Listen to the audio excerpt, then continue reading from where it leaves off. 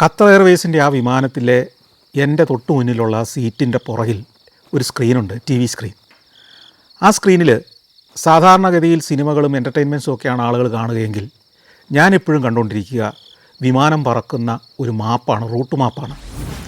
ഞാനങ്ങനെ നോക്കിയിരിക്കുമ്പോൾ കൊച്ചിയിൽ നിന്ന് പറന്ന് പൊങ്ങി കുറേ സമയം കഴിഞ്ഞപ്പോഴത്തേക്കും ഈ വിമാനത്തിൻ്റെ റൂട്ടിലൊരു മാറ്റം വന്നിരിക്കുന്നു. സാധാരണഗതിയിൽ അറബിക്കടലിനെ വടക്ക് പടിഞ്ഞാറ് ദിശയിൽ ക്രോസ് ചെയ്ത് നമ്മൾ ഒമാൻ്റെ മുകളിലൂടെ UAEക്ക് മുകളിലൂടെ കടന്ന് പിന്നെ പേർഷ്യൻ ഗൾഫിനെ കുറുകെ കടന്ന് നമ്മൾ ഖത്തറിലെ ദോഹ ഇൻ്റർനാഷണൽ എയർപോർട്ടിൽ പോയി ഇറങ്ങുക ചെയ്യാറ്. ഇത്തവണ ഈ വിമാനം അങ്ങനെയല്ല പോകുന്നത്. അറബിക്കടലിനെ ക്രോസ് ചെയ്ത് നേരെ ഇറാൻ്റെ മുകളിലേക്കാണ് പോകുന്നത്. ഇറാൻ്റെ മുകളിലൂടെ യാത്ര ചെയ്തുകൊണ്ടിരിക്കുകയാണ്. അപ്പോൾ എനിക്കൊരു സംശയം, ഇതെന്താ വിമാനം വഴിതെറ്റിപ്പോകുന്നത്? പെട്ടെന്നാണ് എൻ്റെ ഓർമ്മയിലേക്ക് വന്നത്.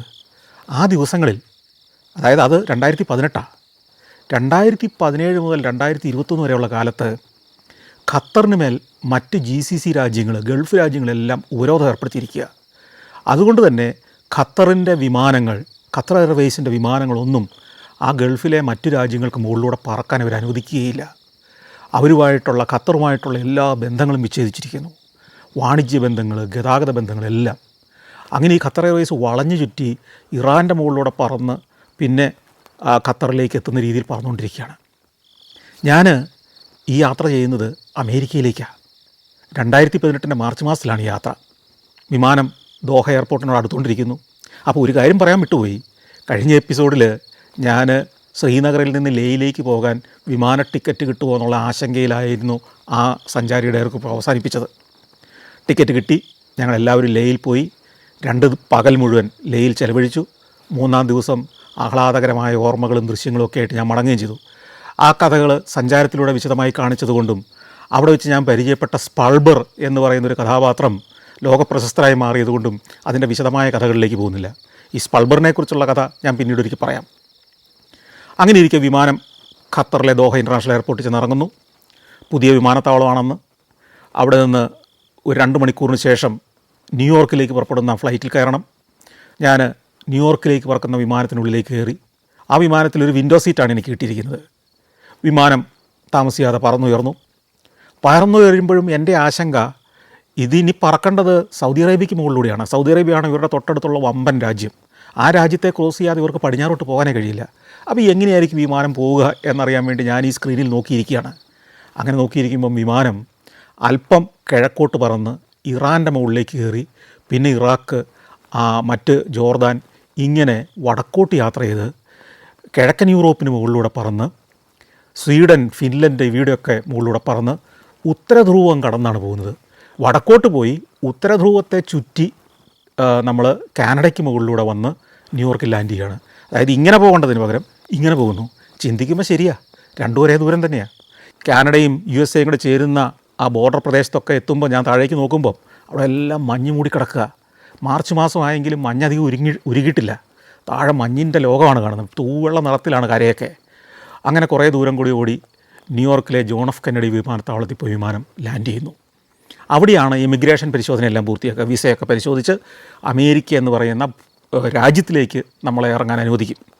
നേരത്തെയൊക്കെ ഉള്ളതിൽ നിന്ന് വ്യത്യസ്തമായിട്ട് ആ സമയത്ത് ഞാൻ ചെല്ലുമ്പോൾ ഇലക്ട്രോണിക് കിയോസ്കുകൾ അവിടെ സ്ഥാപിച്ചിട്ടുണ്ട്, കമ്പ്യൂട്ടർ കിയോസ്കുകൾ. അവിടെ നമ്മുടെ പാസ്പോർട്ടും നമ്മുടെ വിസ പേജും സ്കാൻ ചെയ്ത് കഴിയുമ്പോൾ നമുക്കൊരു സ്ലിപ്പ് കിട്ടും. അത്തരത്തിൽ നിരവധി കിയോസ്കുകളുണ്ട്, പലതുണ്ട്. അപ്പോൾ അതുകൊണ്ട് തന്നെ നീണ്ട ക്യൂ ഒന്നുമില്ല. നമ്മളതുകൊണ്ട് പാസ്പോർട്ടും സ്കാൻ ചെയ്യുക, അതിനുശേഷം വിസ സ്കാൻ ചെയ്യാൻ പറയുമ്പോൾ സ്കാൻ ചെയ്യുക. അതൊക്കെ ഓക്കെ ആണെങ്കിൽ ഒരു സ്ലിപ്പ് വരും. ഈ സ്ലിപ്പുമായിട്ട് അടുത്ത കൗണ്ടറിൽ ചെല്ലുക. അവരപ്പോൾ തന്നെ സീലടിച്ച് തരുന്നു, സാധാരണഗതി വിടുന്നു. ഇനി വലിയ സംശയമൊക്കെ തോന്നിയാൽ ചിലരെ മാറ്റി നിർത്തുമായിരിക്കാം. അത് കഴിഞ്ഞ് കസ്റ്റംസ് പരിശോധനയാണ്. ഈ കസ്റ്റംസ് പരിശോധനയിൽ പണ്ടൊക്കെ എനിക്ക് ധാരാളം ദുരനുഭവങ്ങൾ ഉണ്ടായിട്ടുണ്ട്. ഈ അമേരിക്കയിലേക്കുള്ള യാത്രയിൽ തന്നെ പലപ്പോഴും ഒറ്റയ്ക്ക് യാത്ര ചെയ്യുന്ന ആളുകൾ ഒരു മാറ്റി നിർത്തി പരിശോധിക്കും. ഇവൻ കള്ളക്കടത്തുകാരനാണോ, ലഹരി വസ്തുക്കൾ കടത്തുന്നുണ്ടോ, അതോ മറ്റെന്തെങ്കിലും രാസായുധങ്ങളുണ്ടോ. അവർക്ക് എല്ലാവരെയും സംശയമാണല്ലോ. ഒരു തവണ ഞാൻ പോകുമ്പോൾ എന്നെ മാറ്റി നിർത്തി ഏതാണ്ട് 1/2 മണിക്കൂർ നേരം ചോദ്യം ചോദിച്ചു. എൻ്റെ ലഗേജ് മുഴുവൻ തുറന്ന് ഓരോ വസ്ത്രവും എടുത്ത് പരിശോധിച്ചു. എന്നിട്ട് അതിനകത്തെ രാസവസ്തുക്കളുടെ സാന്നിധ്യം അറിയാനുള്ള ചില കെമിക്കൽ ടെസ്റ്റുകളെല്ലാം നടത്തി നോക്കി. ശരീരം മുഴുവൻ ഉടുപ്പഴിച്ച് വരെ പരിശോധിച്ചു. ഇതെല്ലാം കഴിഞ്ഞിട്ട് എന്നോട് പൊക്കോളാൻ പറഞ്ഞു. അപ്പോൾ ഇത്തരം അനുഭവങ്ങളുണ്ടായിട്ടുണ്ട്. പക്ഷേ ഇത്തവണ അങ്ങനെയൊന്നും ഉണ്ടായില്ല. ഞാൻ കൂളായിട്ടിറങ്ങി. ഇനി ടെർമിനൽ 8 പോകണം. ഞാൻ ഈ വന്ന ടെർമിനലിൽ നിന്ന് ഒരു ട്രെയിനിൽ കയറി വേണം ടെർമിനൽ 8ലേക്ക് പോകാൻ. ഇതെല്ലാം വലിയൊരു എയർപോർട്ടിൻ്റെ ഭാഗമൊക്കെ തന്നെയാണ്. ഇവിടെ 2 മണിക്കൂറേ ഉള്ളൂ ഗ്യാപ്പ്. അതുകൊണ്ട് അധികം വിശ്രമിക്കാൻ സമയമില്ല. ഈ ഇമിഗ്രേഷൻ പരിശോധനയും കസ്റ്റംസും എല്ലാം കഴിഞ്ഞ് ഞാൻ നേരെ ഈ ട്രെയിനിൽ കയറി ടെർമിനൽ 8 ഗേറ്റ് 35 പോയി കാത്തിരിപ്പായി. അവിടെ നിന്ന് അമേരിക്കൻ എയർലൈൻസിൻ്റെ വിമാനത്തിലാണ് ഇനി ഞാൻ പോകുന്നത്. ഇനി എനിക്ക് പോകേണ്ടത് മയാമിയിലേക്കാണ്. മയാമി എന്ന് പറയുന്നത് അമേരിക്കയുടെ തന്നെ ഒരു എൻ്റർടൈൻമെൻറ്റ് സിറ്റിയാണ്. ഫ്ലോറിഡ എന്ന സംസ്ഥാനം തന്നെ എൻ്റർടൈൻമെൻറ്റിൻ്റെ ഒരു കേന്ദ്രമാണ്. അതിൻ്റെ കാരണം ഈ ന്യൂയോർക്കിലും ഉത്തര അമേരിക്കൻ ഭാഗങ്ങളിലും ഒക്കെ കൊടും തണുപ്പായിരിക്കുമ്പോൾ പോലും കേരളത്തിലേതിന് സമാനമായൊരു കാലാവസ്ഥ, ഒരു ട്രോപ്പിക്കൽ കാലാവസ്ഥയുള്ള ഒരു പ്രദേശമാണ് ഈ മയാമി. തെങ്ങുകളും കവുങ്ങുകളും മാവും പ്ലാവും ഒക്കെ വളരുന്ന ഒരു അമേരിക്കൻ സ്റ്റേറ്റാണ് ഫ്ലോറിഡ. വളരെ രസകരമായ, ധാരാളം ആളുകൾക്ക് ഇഷ്ടമുള്ള ഒരു എൻ്റർടൈൻമെൻറ്റ് സ്റ്റേറ്റാണത്. അവിടെയാണ് ലോകത്തിലെ ഏറ്റവും വലിയ ക്രൂസ് തുറമുഖം, ഏറ്റവും അധികം ക്രൂസ് ഷിപ്പുകൾ വരികയും പുറപ്പെടുകയും ചെയ്യുന്ന മയാമി എന്ന് പറയുന്ന പോർട്ട്. അതുപോലെ തന്നെ മയാമി ബീച്ച്, ധാരാളം എൻ്റർടൈൻമെൻറ്റ് കേന്ദ്രങ്ങൾ. കേരളത്തിൻ്റെ ഏതാണ്ട് കൊച്ചിയുടെയൊക്കെ ഒരു ആലപ്പുഴയുടെയൊക്കെ ഭൂപ്രകൃതിയാണെന്ന് വേണമെങ്കിൽ പറയാം. കടലിൽ നിന്ന് ഉള്ളിലേക്ക് കയറി കിടക്കുന്ന ഒരു ഉൾക്കടൽ, ഈ ഉൾക്കടലിലെ നിരവധി ദ്വീപുകൾ, ഈ ദ്വീപുകളിലൊക്കെ സമ്പന്നരുടെ വീടുകൾ, ഹോട്ടലുകൾ, അമ്യൂസ്മെൻറ്റ് സെൻറ്ററുകൾ, അങ്ങനെ അതിഗംഭീരമായ ഒരു കേന്ദ്രമാണ് ഈ മയാമി. മയാമി മാത്രമല്ല, മയാമിയിൽ നിന്ന് ചില ദ്വീപുകളിലേക്ക് കപ്പൽ യാത്രയുണ്ട്. അതുപോലെ തന്നെ കീ വെസ്റ്റ് എന്ന് പറയുന്ന വിചിത്രമായൊരു ഭൂഭാഗത്തേക്കുള്ള യാത്രയുണ്ട്. ഇതെല്ലാം പ്ലാൻ ചെയ്താണ് ഞാൻ ഈ വന്നിരിക്കുന്നത്. 5:30 തന്നെ വിമാനം JFK ഇൻ്റർനാഷണൽ എയർപോർട്ടിൽ നിന്ന് ടേക്ക് ഓഫ് ചെയ്തു. പിന്നെ അറ്റ്ലാന്റിക് സമുദ്രത്തിൻ്റെ തീരം ചേർന്നാണ് തെക്കോട്ട് പറക്കുന്നത്. തെക്കാണ് മയാമി. ഏതാണ്ട് 3 മണിക്കൂർ പറക്കലുണ്ട്. നമ്മൾ പറന്നുകൊണ്ടിരിക്കുമ്പോൾ നേരെ ഇരുണ്ട് വരുന്നു. മയാമിയിലെത്തുമ്പോഴത്തേക്കും നേരെ നന്നേ ഇരുട്ടി. മയാമിയുടെ ആകാശത്ത് വെച്ച്, മയാമിക്ക് 2 എയർപോർട്ടുകളുണ്ട്. അതിലെ മയാമി ഇൻ്റർനാഷണൽ എയർപോർട്ട് എന്ന് പറഞ്ഞ എയർപോർട്ടിലാണ് നമ്മൾ ഇവിടെ പോയി ഇന്ന് ലാൻഡ് ചെയ്യുന്നത്. അങ്ങോട്ട് ചെല്ലുമ്പോൾ മയാമി വെളിച്ചത്തിൽ ഇങ്ങനെ കുളിച്ച് നിൽക്കുന്ന ഒരു പട്ടണമായിട്ട്, നമ്മളെ ആകർഷിക്കുന്ന ഒരു പട്ടണമായിട്ട് ആകാശത്ത് നിന്ന് കാണാം. അങ്ങനെ വിമാനം മയാമി ഇൻ്റർനാഷണൽ എയർപോർട്ടിൽ പോയി ലാൻഡ് ചെയ്യുന്നു. ഞാൻ അവിടെ പുറത്തിറങ്ങുന്നു. ഇവിടുന്ന് വിമാനത്താവളത്തിൽ നിന്ന് കുറച്ച് ദൂരമുണ്ട് സിറ്റിയിലേക്ക്. അപ്പോൾ ഒരു ടാക്സി വിളിക്കണം. അപ്പോൾ അവിടെ യെല്ലോ ടാക്സികളുണ്ട്. അമേരിക്കയിൽ ഇവിടെ ഈ യെല്ലോ ടാക്സികൾ വളരെ പ്രശസ്തമാണ്. ഒരു യെല്ലോ ടാക്സി വിളിക്കാൻ തീരുമാനിച്ചു. ഞാൻ ഓടി ചെല്ലുമ്പോഴത്തേക്കും വന്ന ടാക്സികളൊക്കെ പലരും എനിക്ക് മുമ്പേ പിടിച്ചുകൊണ്ട് പോവുകയാണ്. അങ്ങനെ ഇരിക്കുമ്പോൾ വേറെ ഒരു ടാക്സി വരുന്നു. ഞാൻ കൈ കാണിച്ചുകൊണ്ട് നേരെ മുമ്പോട്ട് ഇറങ്ങി. അയാൾ കൊണ്ടുവന്ന് വണ്ടി നിർത്തി. ഞാൻ പുറകിൽ കയറിയിട്ട് ഞാൻ പറഞ്ഞു, എനിക്ക് പോകേണ്ടത് ബിസ്കെയിൻ ബൊളവാർഡിലെ ലീമിങ്ടൺ ഹോട്ടലിലേക്കാണ്. ലീമിങ്ടൺ ഹോട്ടൽ. അയാളിങ്ങനെ ആകാശത്തേക്ക് കുറച്ച് നേരം ചിന്തിച്ചു. ചോദിച്ചു, ബിസ്കെയിൻ ബൊളവാർഡ്? ഞാൻ പറഞ്ഞു, അതെ, ബിസ്കെയിൻ ബൊളവാർഡ്. അപ്പോൾ ബിസ്കെയിൻ ബൊളവാർഡ് എന്ന് പറയുന്നത് മയാമിയുടെ വാട്ടർ ഫ്രണ്ടിലെ ഏറ്റവും പ്രശസ്തമായ സ്ട്രീറ്റാണ്, ഏറ്റവും ഗംഭീരമായ സ്ട്രീറ്റ്. ഈ ബൊളവാർഡിൻ്റെ ഒരു വശം മുഴുവൻ ഏറ്റവും ആഡംബരത്വം നിറഞ്ഞ ഹോട്ടലുകൾ, അമ്യൂസ്മെൻറ്റ് സെൻറ്ററുകൾ, അങ്ങനെ ആഘോഷ കേന്ദ്രങ്ങൾ, ടൂർ ഓപ്പറേറ്റിംഗ് കമ്പനികളുടെ ഓഫീസുകൾ, ലോകത്തിലെ തന്നെ പ്രശസ്തമായ ബാങ്കുകളും മറ്റ് ധനകാര്യ സ്ഥാപനങ്ങളുടെയും കോർപ്പറേറ്റുകളുടെയും ഓഫീസുകൾ എല്ലാം ഉള്ള ഏറ്റവും പ്രശസ്തമായൊരു സ്ട്രീറ്റാണിത്. നമ്മുടെ മറൈൻ ഡ്രൈവ്, കൊച്ചിക്കൊക്കെ മറൈൻ ഡ്രൈവ് എന്ന് പറയുന്ന പോലത്തെ ഒരു ഭാഗമാണ് ഈ ബിസ്കെയിൻ ബൊളവാർഡ്. ഈ ബിസ്കെയിൻ ബൊളവാർഡിൽ നിന്ന് അല്പം ഉള്ളിലേക്ക് കയറിയിട്ടുള്ളതാണ് ഞാൻ താമസിക്കാൻ മുറി ബുക്ക് ചെയ്തിരിക്കുന്ന ലീമിങ്ടൺ ഹോട്ടൽ. അയാൾ ഉടനെ തന്നെ മാപ്പ് ഇട്ട് നോക്കിക്കഴിഞ്ഞപ്പോൾ ലീമിങ്ടൺ ഹോട്ടൽ കണ്ടു. ബിസ്കെയിൻ ബൊളവാർഡിൽ നിന്ന് അല്പം ഉള്ളിലേക്ക് കയറിയിട്ടാണെന്ന് മനസ്സിലായി. അങ്ങനെ പോകുമ്പോഴാണ് ഞാൻ പെട്ടെന്ന് ശ്രദ്ധിക്കുന്നത്, ഇതിനകത്ത് മീറ്ററുണ്ട്. ഈ ടാക്സികളിലെല്ലാം മീറ്ററുണ്ട്. സാധാരണ ഇതിൽ അമേരിക്കയിൽ അക്കാലത്തൊക്കെ ഞാൻ മനസ്സിലാക്കിയത് $2.50 മിനിമം ചാർജ്. $2.50 എപ്പോഴും കിടക്കുക. പക്ഷേ ഈ ടാക്സിയിൽ $4.95 കാണിക്കുന്നത്. അപ്പോൾ അത് വളരെ കൂടുതലാണ്. അതിൻ്റെ ഇരട്ടിയോളം കാണിച്ചിരിക്കുന്നത്. ഇയാളെങ്ങാനും ഇനി ഉടക്കി ഇവിടെ ഇറങ്ങിപ്പോക്കോളൂ, ഇതാണ് എൻ്റെ മിനിമം ചാർജ് എന്നൊക്കെ പറയണ്ടെന്ന് വിചാരിച്ചിട്ട് ഞാൻ മിണ്ടിയില്ല. തന്നെയല്ല, ഇയാളൊരു നല്ല ആചാനബാഹുവായ ഒരു ആഫ്രിക്കൻ അമേരിക്കക്കാരനാണ്. ആചാനബാഹുവാണ്. ഇനി പോകുന്ന മുഴുവൻ ഒരു പരിചയമില്ലാത്ത വിജനമായ വഴികളിലൂടെയാണ്.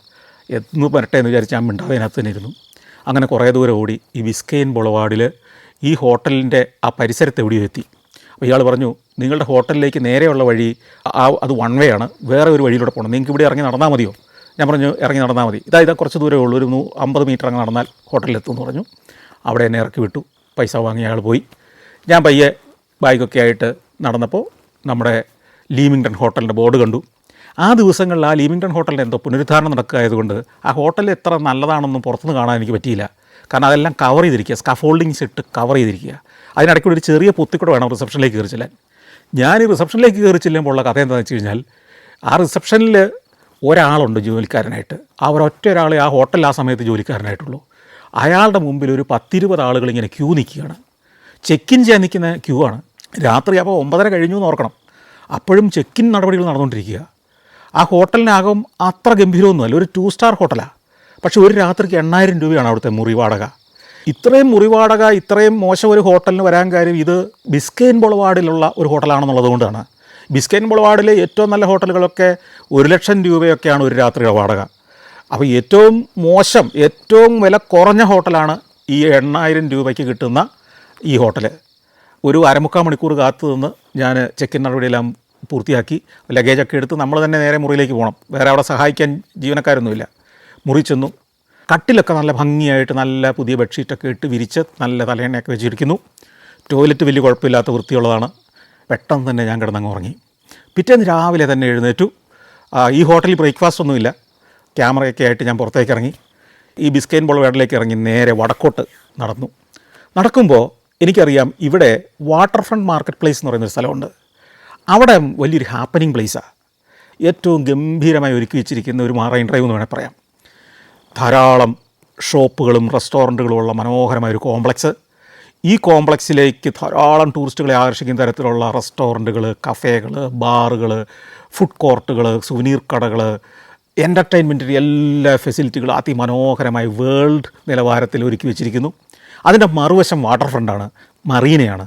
ബോട്ടുകളും യോട്ടുകളും ആഡംബര ബോട്ടുകളും ഒക്കെ നിരന്ന് കിടക്കുന്ന സ്ഥലം. അവിടുന്ന് നിരവധി ബോട്ട് ക്രൂസുകൾ ആരംഭിക്കുന്നുണ്ട്.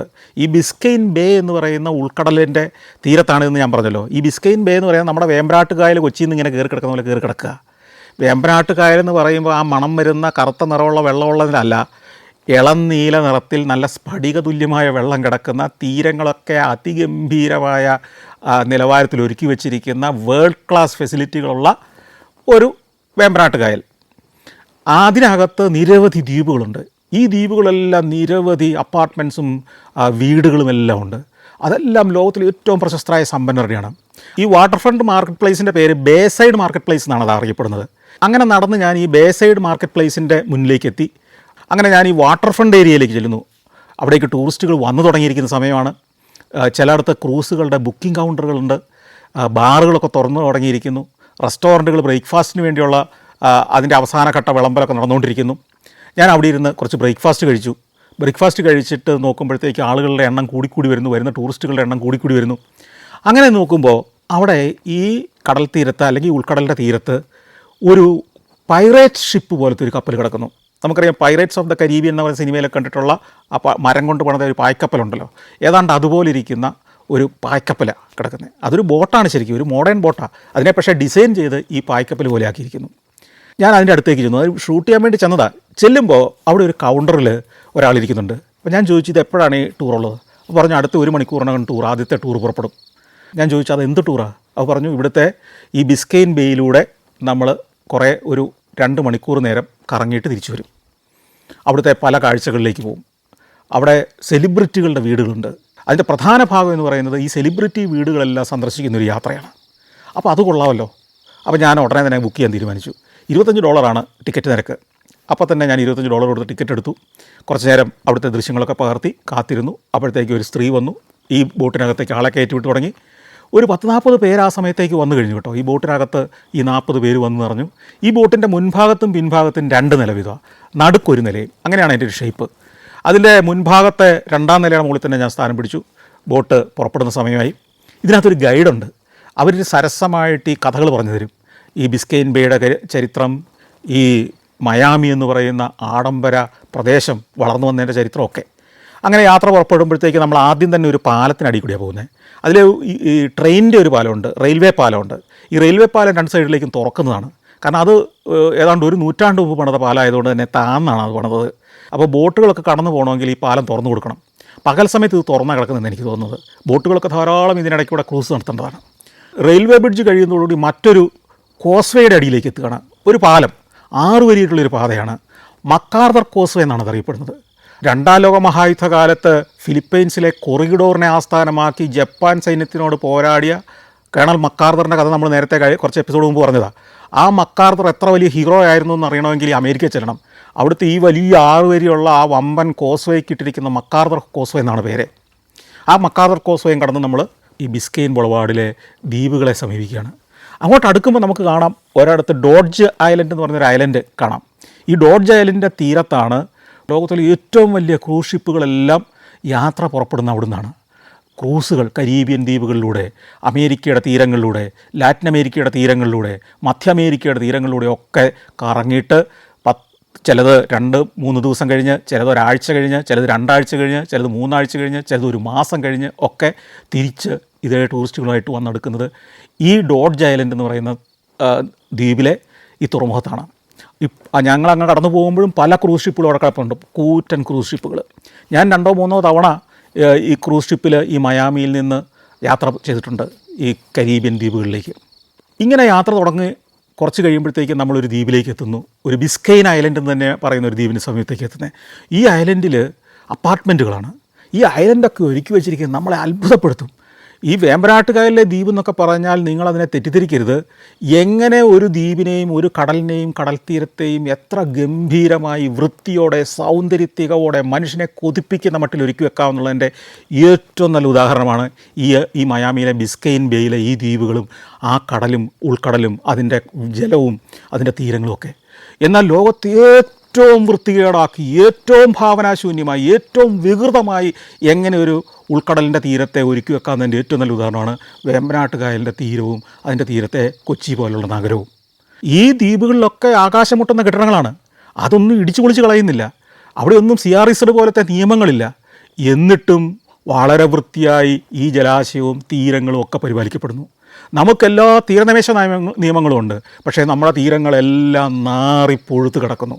അമേരിക്ക പോലെ ലോകത്ത് ഏറ്റവും അധികം കടൽത്തീരമുള്ള രാജ്യങ്ങളിലൊന്ന്, പ്രകൃതിയെ സംരക്ഷിക്കാൻ ഏറ്റവും അധികം നിയമങ്ങളുള്ള ഒരു രാജ്യം, കടൽ തീരത്ത് അവിടുത്തെ ചട്ടങ്ങൾ പാലിച്ചുകൊണ്ട്, പൊള്യൂഷൻ നിയന്ത്രിക്കാനുള്ള മാർഗ്ഗങ്ങൾ സ്വീകരിച്ചുകൊണ്ട്, വേസ്റ്റ് മാനേജ് ചെയ്യാനുള്ള സംവിധാനങ്ങൾ നടപ്പാക്കിക്കൊണ്ട് അവർക്ക് കടൽ തീരത്തോ കായൽ തീരത്തോ നദീതീരത്തോ ഒക്കെ കെട്ടിടങ്ങൾ പണിയാം, വില്ലകൾ പണിയാം, ടൂറിസം പ്രോജക്റ്റുകൾ നടത്താം.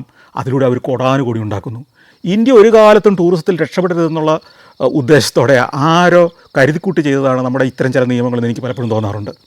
ഏതായാലും അവിടുത്തെ ഈ അപ്പാർട്ട്മെൻറ്റുകളൊക്കെ 2 ബെഡ്റൂമും 3 ബെഡ്റൂമും ഒക്കെ ഉള്ള ഈ അപ്പാർട്ട്മെൻറ്റുകൾക്ക് പോലും ഒരു മാസത്തെ വാടക എത്രയെന്നറിയോ? ഏതാണ്ട് 8 ലക്ഷം രൂപയാണ് ഒരു മാസത്തെ വാടക. എത്രയോ $1 മില്യൺ അത്തരം ഒരു അപ്പാർട്ട്മെൻറ്റ് വാങ്ങണമെങ്കിൽ. ഇത്തരം സ്ഥലങ്ങളിൽ അപ്പാർട്ട്മെൻറ്റ് പോലും വാങ്ങുന്നത് ലോകത്തെ കോടീശ്വരന്മാർ മാത്രമാണ്. എന്നാൽ ഒറ്റപ്പെട്ട വീടുകളുണ്ട്, സിംഗിൾ വീടുകളുണ്ട്. അടുത്ത ദ്വീപിലേക്ക് നമ്മൾ ചെല്ലുമ്പോൾ കാണുന്നത് അത്തരത്തിലുള്ള വീടുകളാണ്. അത്തരത്തിലുള്ള നിരവധി ദ്വീപുകളിൽ മുഴുവൻ വില്ലകളാണ്, ഗംഭീര ബംഗ്ലാവുകളാണ്. ആ വാട്ടർ ഫ്രണ്ടിലെല്ലാം ലോകത്ത് ഏറ്റവും ആഡംബരത്തിൽ നിറഞ്ഞ ബോട്ടുകൾ നിരന്ന് കിടക്കുന്നു.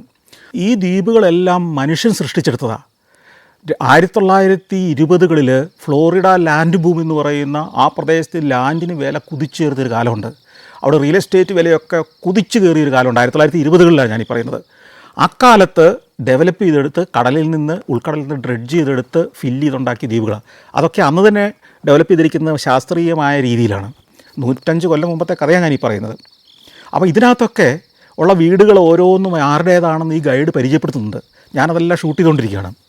ഒരിടത്തെത്തുമ്പോൾ നമ്മൾ എഡ്ഡി മർഫി എന്ന് പറയുന്ന ആളുടെ വീടാണെന്ന് ഈ ഗൈഡ് അനൗൺസ് ചെയ്തു. ആ കാണുന്ന വീട് എഡ്ഡി മർഫിയുടെ വീടാണ്. എഡ്ഡി മർഫി ഒരു പാട്ടുകാരനാണ്, ചലച്ചിത്ര താരമാണ്, ലോകപ്രശസ്തനായ കലാകാരനാണ് എഡ്ഡി മർഫി. എഡ്ഡി മർഫിയുടെ അവധിക്കാല വീടാണിത്. അവധിക്കാലത്താണ് അദ്ദേഹം ഇവിടെ വന്ന് താമസിക്കുക. അയാൾക്ക് ലോസ് ആഞ്ചലസിലൊക്കെ വേറെ വീടുകളുണ്ട്. ഇത്തരം സെലിബ്രിറ്റികൾക്കൊക്കെ ലോകത്തിൻ്റെ പല ഭാഗത്തും ഇത്തരത്തിലുള്ള ഏറ്റവും ഹോട്ട് സ്പോട്ടുകളായ ഡെസ്റ്റിനേഷനുകളിലൊക്കെ ഇവർക്ക് വീടുകൾ കാണും. മയാമിയിൽ ഒരു വീടെന്ന് പറയുന്നത് ലോകത്തിലെ എല്ലാ പ്രശസ്തരുടെയും സെലിബ്രിറ്റികളുടെയും ചലച്ചിത്ര താരങ്ങളുടെയും സംഗീതജ്ഞന്മാരുടെയും ഒക്കെ ഒരു സ്വപ്നമാണ്. നമ്മുടെ ഇന്ത്യക്കാരായ സമ്പന്നർക്കുണ്ട് അവിടെ വീടുകൾ, സെലിബ്രിറ്റികൾക്കുണ്ട് അത്തരം സ്ഥലങ്ങളിൽ ഈ മയാമിയിലൊക്കെ വീടുകൾ.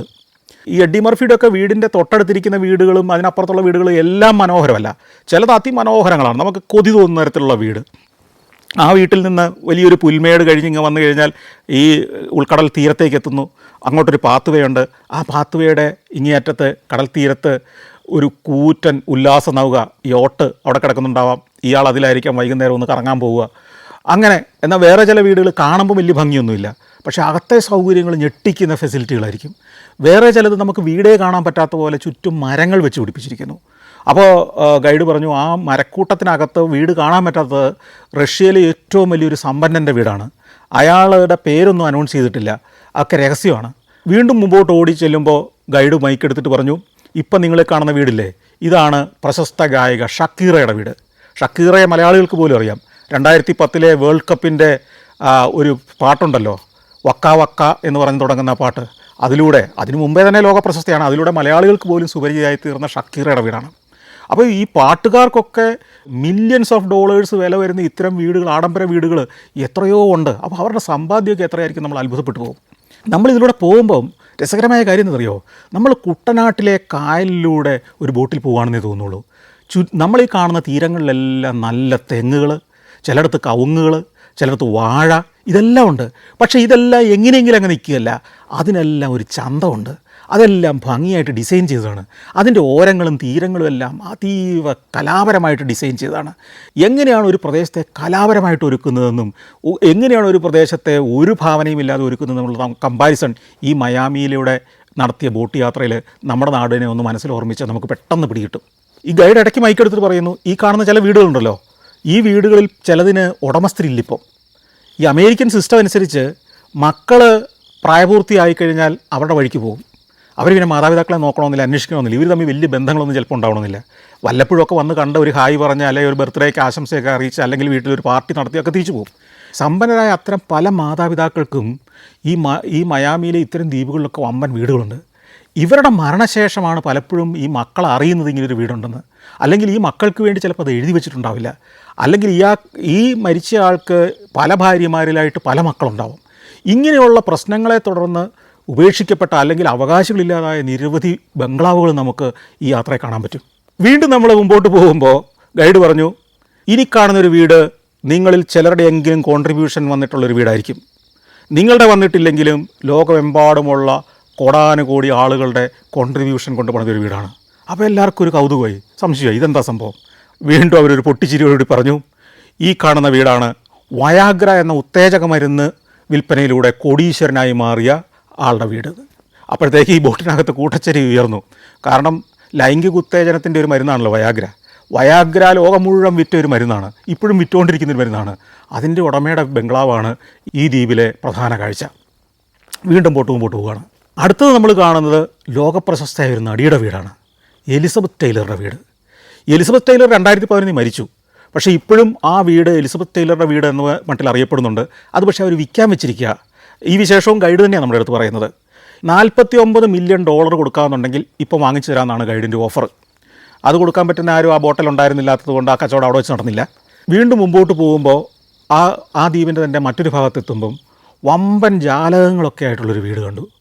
അപ്പോൾ ഇവർ ഗൈഡ് മൈക്കെടുത്തിട്ട് പറഞ്ഞു, ഈ കാണുന്ന വീട് റാംബോ സിനിമകളിലൂടെ ലോകപ്രശസ്തനായി മാറിയ ഒരു നടൻ്റെ വീടാണ്. അപ്പോഴത്തേക്ക് അവിടുന്ന് ഇവിടുന്നെല്ലാം പെറുപെറുപ്പ് കേട്ട് തുടങ്ങി. അതെ, സിൽവസ്റ്റർ സ്റ്റാലൻ്റെ വീടാണത്. ഒരു ഗംഭീര വീട്. റാംബോ സിനിമകൾ ഒരു കാലത്തെ ഒരു തലമുറയെ ആവേശം കൊള്ളിച്ച സിനിമകളാണല്ലോ. അയാളുടെ വീടും കടന്ന് വീണ്ടും മുമ്പോട്ട് പോവാണ് ബോട്ട്. അടുത്തത് നമ്മൾ ചെല്ലുന്നത് ഡേവിഡ് ബെക്കാമിൻ്റെ വീടിൻ്റെ മുമ്പിലേക്കാണ്. ഡേവിഡ് ബെക്കാം നിങ്ങൾക്കറിയാം, ലോകപ്രശസ്തനായ ഫുട്ബോളറാണ്. അദ്ദേഹം കല്യാണം കഴിച്ചിരിക്കുന്നത് വിക്ടോറിയ ബെക്കാം എന്ന് പറയുന്ന ഒരു പാട്ടുകാരിയാണ്, ഗായികയാണ്. സ്പൈസ് ഗേൾസ് എന്ന് പറയുന്ന ലോകപ്രശസ്തമായ ഒരു വലിയ ബാൻഡിൻ്റെ ഭാഗമായിരുന്നു ഈ വിക്ടോറിയ ബെക്കാം. അവർ രണ്ടുപേരും കൂടെ വാങ്ങിച്ചിരിക്കുന്ന വീടാണ് ബെക്കാമിൻ്റെ വീട്. അതും ഗംഭീര ഒരു വീടാണ്. ഈ ബെക്കാമും ഭാര്യയും വല്ലപ്പോഴൊക്കെ ഇവിടെ താമസിക്കാറുള്ളൂ. ഇത്തരം വീടുകൾക്കെല്ലാം കെയർ ടേക്കർമാരുണ്ട്. ഈ കെയർ ടേക്കർമാരാണ് വീടിനെ പരിപാലിക്കുന്നത്, ഉദ്യാനം മെയിൻറ്റെയിൻ ചെയ്യാൻ കോൺട്രാക്ടർമാരെ ഏൽപ്പിച്ച് അതെല്ലാം വൃത്തിയാക്കിയിടുന്നത്. സ്വിമ്മിംഗ് പൂളുകൾ എല്ലാ ദിവസവും ക്ലീൻ ചെയ്യുക മാത്രമല്ല വെള്ളം ശുദ്ധീകരിക്കണം. അതുപോലെ തന്നെ ഈ വലിയ ആഡംബര യോട്ടുകൾ, നിരവധി കോടി ഡോളറുകൾ മുടക്കി വാങ്ങിച്ചിട്ടിരിക്കുന്ന ഈ യോട്ടുകളൊക്കെ എല്ലാ ദിവസവും ഓടിക്കണം, അത് റിപ്പയർ ചെയ്യണം, മെയിൻ്റനൻസ് നടത്തണം, അത് സ്റ്റാർട്ട് ചെയ്തിടണം, അതിൻ്റെ ബാറ്ററിയും മറ്റ് ഫെസിലിറ്റികളെല്ലാം പെർഫെക്റ്റ് ആണെന്ന് ഉറപ്പുവരുത്തണം. അപ്പോൾ ഇതെല്ലാം നോക്കാൻ ഒരു വലിയൊരു ടീം തന്നെയുണ്ട്. ഒരു വീട്ടിൽ, ഇത്തരം സമ്പന്നരുടെ ഒരു വീട്ടിൽ 10-25 ജോലിക്കാരുണ്ടാവും, പല ഡിപ്പാർട്ട്മെൻറ്റുകളായിട്ട്, ഇലക്ട്രീഷ്യന്മാരൊക്കെ. ഈ മുതലാളി ഇവിടെ വന്നില്ലെങ്കിൽ ഇവരവിടെ ജോലി ചെയ്യുന്നുണ്ട്, ഇവർക്ക് എല്ലാ ദിവസവും ജോലിയുണ്ട്, അതിൻ്റെ ഉത്തരവാദിത്തമുള്ള മാനേജർമാരുണ്ട്. അപ്പോൾ ഇത്തരം ഒരു സമ്പന്ന വീട് കാശുണ്ടെങ്കിൽ മേടിക്കാവുന്നതല്ല, കാശുണ്ടെങ്കിൽ മേടിക്കാനേ പറ്റുള്ളൂ. പിന്നെ അതിൻ്റെ ടാക്സ്, ഈ മുനിസിപ്പാലിറ്റി കൊടുക്കേണ്ട പൈസകൾ, അവിടുത്തെ വേസ്റ്റ് മാനേജ്മെൻറ്റിന്, മറ്റ് കാര്യങ്ങൾക്കൊക്കെ ആയിട്ട് നിരവധി പൈസ ഈ മുനിസിപ്പാലിറ്റിക്ക് അല്ലെങ്കിൽ കോർപ്പറേഷൻ കൊടുക്കണം. അതുപോലെ നിരവധി ജോലിക്കാർ വേണം, വൈദ്യുതി ബില്ല് ഭീകരമാണ്. അപ്പോൾ ഇത് മെയിൻറ്റെയിൻ, ഇത്തരം ഒരു മുതൽ മെയിൻറ്റെയിൻ ചെയ്ത് കൊണ്ടുപോകണമെങ്കിൽ നമുക്കത് ഫ്രീ ആയിട്ട് കിട്ടിയാൽ പോലും നമ്മളെ കൊണ്ട് കൊണ്ടുനടക്കാൻ പറ്റില്ല. അത്ര കോസ്റ്റ്ലിയാണത് മെയിൻറ്റെയിൻ ചെയ്യുക എന്ന് പറയുന്നത്. വീണ്ടും നമ്മൾ യാത്ര ചെയ്യുമ്പോൾ ഞാൻ നേരത്തെ പറഞ്ഞ പോലെ തന്നെ ഒരു കുട്ടനാടൻ പ്രദേശത്തൂടെ പോകുന്ന പോലെയാണ്. പക്ഷേ നല്ല പളുങ്ക് ജലം, അതിനകത്ത് ഒരു മാലിന്യ ലേശമില്ല, തീരങ്ങൾ മനോഹരമായി കെട്ടിയൊരുക്കിയിരിക്കുന്ന തീരങ്ങൾ, അവിടെ ഗംഭീരമായ തെങ്ങിൻതോപ്പുകൾ, അതിൽ വാഴ, കവുങ്ങ്, പന ഇങ്ങനെയൊക്കെയുള്ള സസ്യജാലങ്ങൾ, അതിമനോഹരമായ ഡിസൈൻ ചെയ്ത വീടുകൾ, ഗംഭീരമായ ആംബിയൻസ്. ഇതിലൂടെ ഓടി നമ്മൾ ചെല്ലുന്ന അടുത്തത് പ്രമുഖനായ മറ്റൊരാളുടെ വീടിൻ്റെ മുമ്പിലേക്കാണ്. ടൈറ്റാനിക്കിൻ്റെ നായകൻ ലിയനാർഡോ ഡികാപ്രിയോയുടെ വീട്. കോടീശ്വരനാണ് ഇന്ന് അദ്ദേഹം. അയാൾ ഒരു നടൻ മാത്രമല്ല, ഇപ്പോൾ ഒരു സിനിമാ നിർമ്മാതാവും കൂടിയാണ്.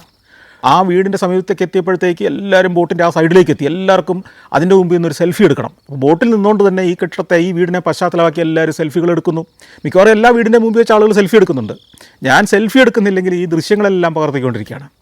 ഈ ഡികാപ്രിയോ വർഷത്തിൽ 1-2 ആഴ്ചയ്ക്ക് ഇവിടെ താമസിക്കുകയുള്ളൂ. വന്നാൽ പുള്ളി ഇവിടെ താമസിക്കുമെങ്കിലും ഈ മയാമിയിലെ നൈറ്റ് ക്ലബ്ബുകളിലാണ് ആശാൻ കൂടുതൽ സമയം സ്പെൻഡ് ചെയ്യുന്നതെന്നും നൈറ്റ് ക്ലബ്ബിൽ വെച്ച് ചില പുകിലൊക്കെ കാണിച്ചു എന്നൊക്കെ പറഞ്ഞ് വാർത്തയൊക്കെ വന്നതൊക്കെ ഞാൻ ഓർക്കുന്നുണ്ട്. അപ്പോൾ മയാമി പുള്ളിക്ക് ആഘോഷത്തിൻ്റെ ഒരു കേന്ദ്രമാണ്. വീണ്ടും കുറച്ചുകൂടെ ഓടി നമ്മളെത്തുന്നത് മറ്റൊരു ലോകപ്രശസ്തൻ്റെ വീട്ടിലേക്കാണ്, വീടിൻ്റെ മുന്നിലേക്കാണ്. ജാക്കി ചാൻ്റെ വീട്. ലോകപ്രശസ്തനായ, നമുക്ക് മലയാളികൾക്ക് പോലും ഏറ്റവും പ്രശസ്തനായ ഒരു കാലത്തെ ആക്ഷൻ ഹീറോ ആയിരുന്നു ജാക്കി ചാൻ്റെ വീട്. ജാക്കി ചാൻ ഇവിടെ മാത്രമല്ല കേട്ടോ, ബീജിങ്ങിൽ വീടുണ്ട്, ഹോങ്കോങ്ങിൽ വീടുണ്ട്, ഓസ്ട്രേലിയയിൽ വീടുണ്ട്, ഫുക്കറ്റിൽ, തായ്ലൻഡിലെ ഫുക്കറ്റിൽ വീടുണ്ട്. ലോകത്തിലെ ഏറ്റവും പ്രശസ്തമായ സ്ഥലങ്ങളിലും ഏറ്റവും ഗംഭീരമായ സ്ഥലങ്ങളിലെല്ലാം ആശാന് വീടുണ്ട്. ഇവിടെ മയാമിയിലും ഉണ്ട് മൂപ്പർക്ക് വീട്. ആ വീടിൻ്റെ മുന്നിലൂടെ ഒന്ന് കറങ്ങി അങ്ങനെ കുറേ ദൂരം ഞങ്ങൾ പല ദ്വീപുകൾക്ക് ചുറ്റും കറങ്ങി, ചിലപ്പോൾ വീണ്ടും ഒരിക്കൽ കൂടി അതിൻ്റെ മുന്നിലൂടെയൊക്കെ വന്ന് അതിമനോഹരമായൊരു ഗംഭീര ആസ്വാദ്യമായൊരു യാത്ര കഴിഞ്ഞ് ഞങ്ങൾ തിരിച്ച് ഈ പാലത്തിനടിയിൽ കൂടെ നമ്മൾ പുറപ്പെട്ട സ്ഥലത്തേക്ക് തന്നെ വന്നു ചേർന്നു. അപ്പോഴത്തേക്ക് ഉച്ചയായി സമയം. എല്ലാ റെസ്റ്റോറൻറ്റിലും ആളുകൾ നിറഞ്ഞു. ഈ ബേസൈഡ് മാർക്കറ്റ് പ്ലേസ് ഒരു ആഘോഷ കേന്ദ്രമായി മാറി ഉച്ചയായപ്പോഴത്തേക്കും. ഇനി പാതിരാത്രി വരെ ആഘോഷത്തിൻ്റെ ഒരു കേന്ദ്രമായിരിക്കും ഇവിടെ. ഈ ബേസൈഡ് മാർക്കറ്റ് പ്ലേസിൽ നിന്ന് ഞാൻ വീണ്ടും ഈ ബുളവാർഡിലേക്ക് ഇറങ്ങാൻ തീരുമാനിച്ചു. ഈ ഡൗൺ ടൗൺ ഏരിയയിലൊക്കെ ധാരാളം നൈറ്റ് ക്ലബ്ബുകളുണ്ട്. ഈ നൈറ്റ് ക്ലബ്ബുകൾ എന്ന് പറഞ്ഞാൽ പലർക്കും എന്താണ് അതിനകത്ത് നടക്കുന്നതെന്ന് അറിയത്തില്ല. നമ്മളെ പല മലയാളികൾ എൻ്റെ അടുത്ത് ചോദിച്ചിട്ടുണ്ട്, സെക്സ് നടക്കുന്നൊരു സ്ഥലമല്ലേ ഈ നൈറ്റ് ക്ലബ്ബ് എന്ന് പറയാറുണ്ട്, ചോദിക്കാറുണ്ട്. എല്ലാം നൈറ്റ് ക്ലബ്ബ് എല്ലാം സെക്സ് നടക്കുന്ന സ്ഥലമല്ല, അതൊരു ഒത്തുചേരൽ കേന്ദ്രമാണ്. നൈറ്റ് ക്ലബ്ബ് എന്ന് പറഞ്ഞാൽ രാത്രി മാത്രമേ ഇത് പ്രവർത്തിക്കുകയുള്ളൂ. അതിനകത്ത് നടക്കുന്ന പ്രവർത്തനങ്ങൾ പ്രധാനമായിട്ട് ഇതൊക്കെയാണ്. ഒന്ന്, നല്ല ശബ്ദത്തിൽ ഡിസ്കോ ജോക്കികൾ മ്യൂസിക് ഇട്ടിട്ടുണ്ടാവും, നല്ല പഞ്ചുള്ള മ്യൂസിക്. ആ മ്യൂസിക്കിനനുസരിച്ച് ആളുകൾ നൃത്തം ചെയ്യുന്നുണ്ടാവും. വലിയൊരു ഫ്ലോറുണ്ട്, അതിനകത്ത് ആളുകൾക്ക് ഡാൻസ് ചെയ്യാം. ആ മ്യൂസിക്കിനനുസരിച്ച് ഡാൻസ് ഉണ്ടാവും. ഒപ്പം മദ്യം യഥേഷ്ടം ലഭ്യമാണ്. യഥേഷ്ടം എന്ന് പറഞ്ഞാൽ കാശ് കൊടുത്ത് തന്നെ മേടിക്കണം. മറ്റൊരു കാര്യം, അവിടെ സ്ത്രീകളും പുരുഷന്മാരും ഉണ്ടാവും. സ്ത്രീകൾ പൊതുവേ ഈ നൈറ്റ് ക്ലബ്ബിലൊക്കെ വരുന്ന സ്ത്രീകൾ കുറച്ച് ഉദാരമായി വസ്ത്രത്തിൻ്റെ അളവ് കുറച്ചവരായിരിക്കും. അതുകൊണ്ട് തന്നെ 2 പെഗൊക്കെ അടിച്ചു കഴിയുമ്പോഴത്തേക്കും പുരുഷന്മാരും സ്ത്രീകളും ഒക്കെ മറ്റൊരു മൂഡിലേക്ക് എത്തോടെ. ഇത് പുലരുവോളം മ്യൂസിക്കിൻ്റെയും ലഹരിയുടെയും ഒരു ലോകമായിരിക്കും. ചിലയിടത്ത് ഇതിൻ്റെ എക്സ്ട്രീമിലേക്ക് പോകാറുണ്ട്. സെക്സിൻ്റെ ഒരു കേന്ദ്രമായിട്ടും ചിലത് മാറാറുണ്ട്. അപ്പോൾ ഇത് പല റേഞ്ചിലാണ് ഈ നൈറ്റ് ക്ലബ്ബുകൾ. അത്തരത്തിലുള്ള നിരവധി നൈറ്റ് ക്ലബ്ബുകൾ ഈ മയാമിയിലുണ്ട്. അവിടെ എല്ലാം പിന്നിട്ട് ഞാൻ വീണ്ടും വടക്കോട്ട് നടന്ന് ചെല്ലുമ്പോൾ അവിടെ ഒരു ചെറിയൊരു ഗാർഡനുണ്ട്. പലയിടത്തും വഴിയോരം മുഴുവൻ ഉദ്യാനമാക്കി വെച്ചിരിക്കുക. അതിലൊരു ഭാഗത്ത് കുറേ ബെഞ്ചുകളൊക്കെ ഇട്ട് ആളുകൾക്ക് വന്നിരിക്കാം. അവിടെ ഞാനങ്ങനെ ചെല്ലുമ്പോൾ ഒരു കാഴ്ച, ഇത്തിരി പ്രായമായൊരു സ്ത്രീ ഒരു പട്ടിയായിട്ട് വന്നിരിക്കുക. ഈ പട്ടിക്കൊന്ന് കക്കൂസി പോകണം. പട്ടി അതിനുള്ള ലക്ഷണമൊക്കെ കാണിക്കുന്നുണ്ട്. അവനിങ്ങനെ മണത്ത് ഈ പുല്ലേക്കിടക്ക് നടക്കുന്നു. ഒരിടത്ത് അവൻ കാര്യം സാധിച്ചു. അടുത്ത പരിപാടി എന്താണെന്നാണ് ഞാനിങ്ങനെ നോക്കി നിൽക്കുന്നത്. അപ്പോൾ അവിടെ ഒരു ഭാഗത്ത് വേസ്റ്റ് ബിന്നുണ്ട്. ഈ വേസ്റ്റ് ബിന്നിൽ പല സാധനങ്ങളിടാൻ വേണ്ടി പല ബിന്നുകളാണ്. പ്ലാസ്റ്റിക്, ജൈവവസ്തുക്കൾ. ഒരെണ്ണത്തിനകത്ത് ഇത്തരം പട്ടിക്കാഷ്ടം അല്ലെ പെറ്റ്സിൻ്റെ കാഷ്ടം ഇടാൻ മാത്രമുള്ളൊരു ടിന്നുണ്ട് അവിടെ. അതിൻ്റെ സമീപത്ത് കുറച്ച് പോളിത്തീൻ കൂടുകൾ അടുക്കി വെച്ചിട്ടുണ്ട്. അമ്മമ്മ പോയി ഒരു പോളിത്തീൻ എടുത്തുകൊണ്ട് വരുന്നു. എന്നിട്ട് ഈ പട്ടിയുടെ അടുത്ത് ചെന്ന് പട്ടി കാഷ്ടിച്ചതിന് സമയത്തേക്ക് ചെല്ലുന്നു. അപ്പോൾ എനിക്ക് സംശയം, ഇതെങ്ങനെ ഈ പോളിത്തീൻ കൂട്ടിനകത്തേക്ക് കയറ്റും ഈ സാധനം? അമ്മൂമ്മ പോളിത്തീൻ കൂട്ടിനകത്തേക്ക് കയ്യങ്ങ് ഇട്ടു. എന്നിട്ട് പോയി ആ കൂടോട് കൂടി ആ കാഷ്ടം ഇങ്ങനെ എടുത്തിട്ട് ഈ പോളിത്തീൻ കൂട് നേരെ അങ്ങ് മറിച്ചപ്പോൾ സംഭവിച്ചെന്താണെന്ന് വെച്ച് കഴിഞ്ഞാൽ ഈ പോളിത്തീൻ കൂടിനകത്തായി കാഷ്ടം. അമ്മൂമ്മ ഒരു 3 മടക്കി ആ വേസ്റ്റ് പിന്നെ അതുകൊണ്ട് ഇടുകയും ചെയ്തു. അമ്മൂമ്മയുടെ കയ്യെ പറ്റിയില്ല, ആ ഉദ്യാനം വൃത്തികേടായില്ല, എല്ലാം ശുഭം. അമ്മൂമ്മയും പട്ടിയും ഒന്നും അറിയാത്ത പോലെ നടന്നും പോയി. ഇങ്ങനെ രസകരമായ കാഴ്ചകൾ, രസകരമായ അനുഭവങ്ങളാണ് ഇനിയുള്ള ദിവസങ്ങളിൽ എന്നെ കാത്തിരിക്കുന്നത്. മയാമിയുടെ അത്ഭുത കാഴ്ചകളിലേക്ക് ഞാൻ സഞ്ചാരം തുടരുകയാണ്.